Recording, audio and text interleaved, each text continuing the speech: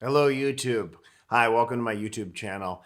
I am starting a YouTube channel right now about real estate and my career in real estate. I recently just passed my Maryland real estate licensing exam, which is a super duper exciting thing. I studied a lot for it. And in this video, I'm going to break down for you a little bit of my experience. So if you're not familiar with the Maryland real estate licensing process, you have to log 60 hours of coursework before you're able to take the Maryland real estate licensing exam with PSI. So the way that I did that was probably not the most traditional way. I went through something called the CEshopcom.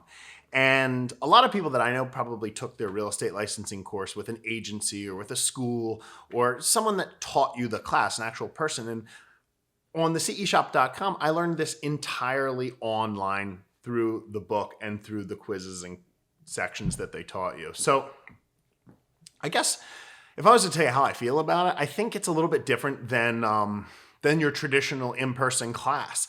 I think I might prefer, if I could go back and do it all over again, to do it in person as opposed to doing it completely online. Because a lot of times you're really left to just teach yourself a certain concept or, depend on Google if you need to really solidify your understanding of certain real estate principles, definitions, or concepts. It's not as easy as just asking somebody in person if, hey, can you explain what an encumbrance is? Or, hey, can you explain to me what the difference between a mechanic lien and a general lien is? Or, just any questions that might arise. Now, when you do take it online, one of the positives is that you can do it whenever you want. You can really do the class at your leisure, but you also need to realize that you should be accountable for your time management and the time that you're spending on it. Because I know a lot of people who've actually signed up to take the course who, they got through 20 hours of it and they're like, oh, I'll do it next week. And then they never did it. So you really have to take that responsibility of completing the course yourself. When you have a teacher, you got to show up. You got to do the course hours. So that kind of mandates you to finish the course. What I will tell you with the CE Shop or really any online real estate school is, I think it will probably take you a little bit longer than the mandatory 60 hours to go through the course material all by yourself because someone's not presenting it to you. And that's really the difference between having a teacher and doing it completely online.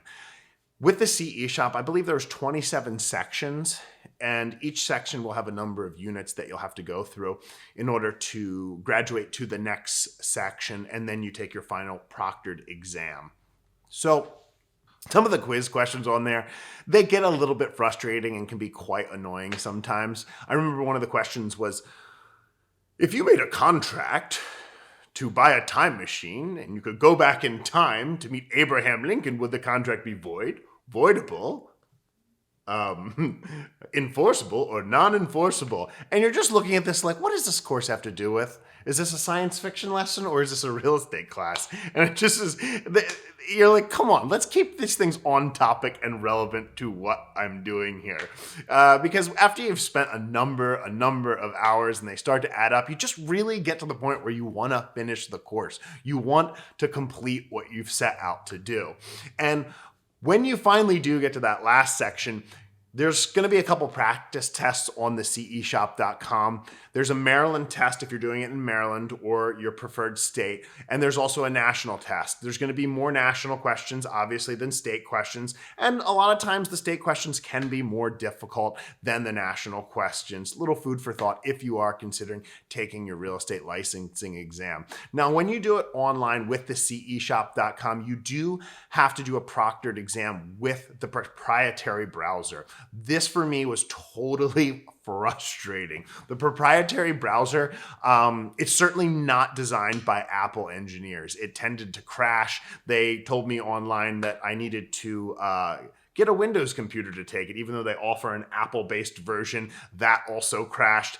It is a little frustrating when you only have 2 attempts to pass the course. Otherwise, you have to repeat your mandated hours. One of the other reasons why I think I would have liked to have taken the test in person with a paper and pen. But hey, hindsight is 20/20. And here we are. I actually passed on my first attempt. You need to study, study, study. That's the basis. Always over-prepare as opposed to under-prepare. And if somebody tells you that the course is really easy and it's all common sense, don't listen to that person. They probably don't have a real estate license. I wasn't born with, pre-known knowledge of what a lien is, or a clouded title, or, the steps of a closing process, or the steps of a real estate appraisal process. You need to study in order to be properly prepared for this test.